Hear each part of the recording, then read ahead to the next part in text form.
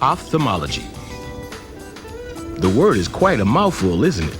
Ophthalmology is the science that deals with the structure, functions, and diseases of the eye. Maybe you already know that, but do you know that ophthalmology is also a field that offers fascinating entry-level careers?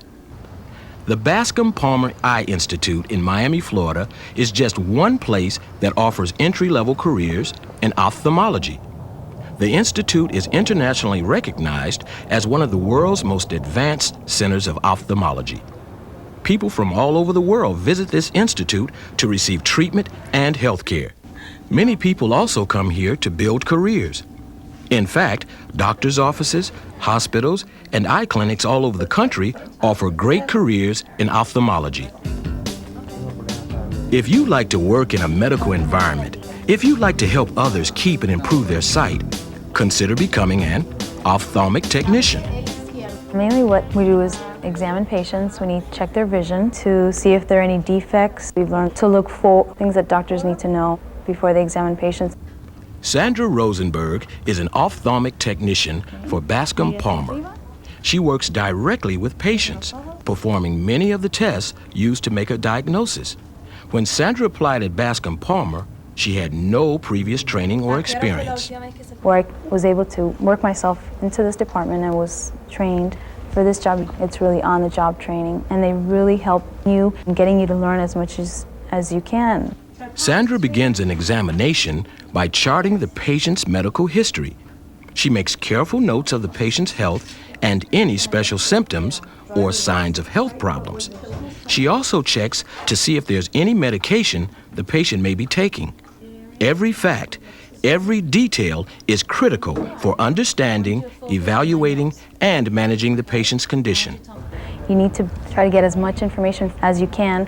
When a patient says they've noticed changes in their vision, well, when did the changes start? What actually did you notice? The doctor needs to know all these things. Part of Sandra's job involves this wall chart. You may recognize this chart if you've ever had an eye exam.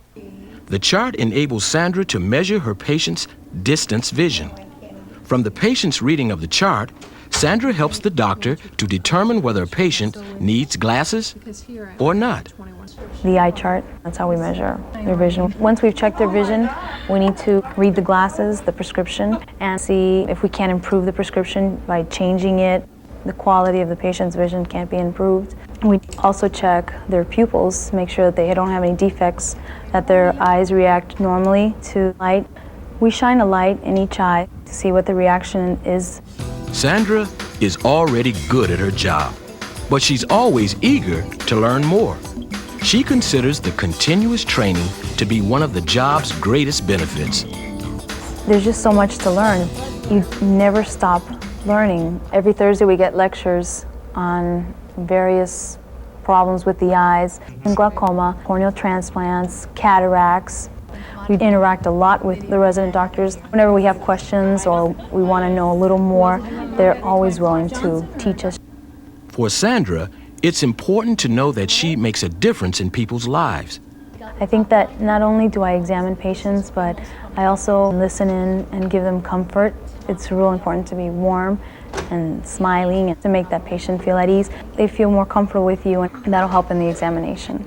Sometimes we can actually help them just by changing their glasses, their prescription. It's real rewarding for us to be part of that. Being able to speak a second language also helps in the examinations. In addition to English, Sandra speaks Spanish, which means she can communicate with and work with more patients. To perform well, ophthalmic technicians should also have solid math and science skills. It might surprise you that math in particular is very helpful on the job. This sure surprised Sandra. One of the classes that I really didn't think was necessary was algebra, and I found it to be quite useful in this field. When we're giving glasses, a lot of numbers, when you get into negatives and positive, and you remember, wait a second, I learned this. This was algebra. This is easy to me. Coming to the job with solid communication, math, and science skills gives Sandra confidence. Confidence that she can do the job well. Confidence that she can take on the next challenge to advance and build her career. Sandra can advance to become a clinic coordinator, like Donna Delgado. Donna also started at the entry level. I graduated from high school, and I was interested in something in the medical field, but I didn't want to be a nurse. I got a job with pediatric eye doctors as a receptionist. The doctors felt that I would be a good candidate to become an ophthalmic technician. Donna received extensive on-the-job training, which helped her pass certification exams to become a certified ophthalmic technician. Many technical schools offer programs to prepare people for certification. Every state has different requirements. Having passed her exams, Donna took her certification and her desire to develop her career, and she became coordinator of the Institute's Children's Clinic. I make sure that my rooms are fully stocked for the day with drops, medications, and patches. I make sure that I also have my schedule for the day and that I have all the charts completed and ready. I schedule patients for the doctors. I make sure that the doctors are having surgery. The next day, the instruments are also cleaned. I clean them and sterilize them. Basically, I make sure that the clinic runs well, that there's a smooth flow. You might expect that working in a children's clinic would involve a lot of fun and games. Sometimes it does. When the children come in, the first thing I tell them is that they're going to have fun. I've got some toys that I show them. I let them know that I'm just going to take a look at their eyes. I put on a movie for them, and I speak to the parents.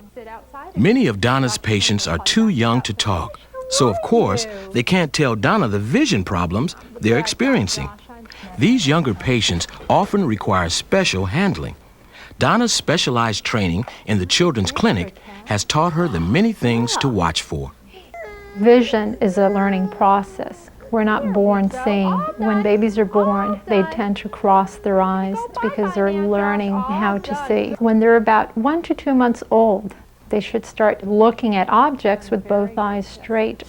Donna is working toward completing additional certification as an ophthalmic medical technologist. She will have to pass a written exam and a practical skills test that includes laboratory work.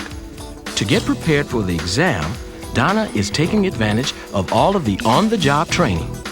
She is also making a point of learning all of the most modern technology. I am spending time in the photography department and also the lab. I'm sure I can pass the written exam, but their skills exam's more difficult. I have to know how to do fundus photography, and that is taking pictures of the back of the eye once the pupil's dilated. Remember, ophthalmic technicians are needed at doctors' offices, hospitals, and clinics across the country.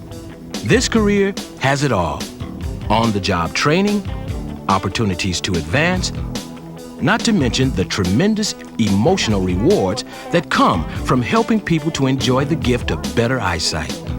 Add it all up. Does a career as an ophthalmic technician make sense for you? If so, look into it. I feel that to give sight to somebody is the most incredible thing there is. It's a very rewarding career. Looking at my nose, great.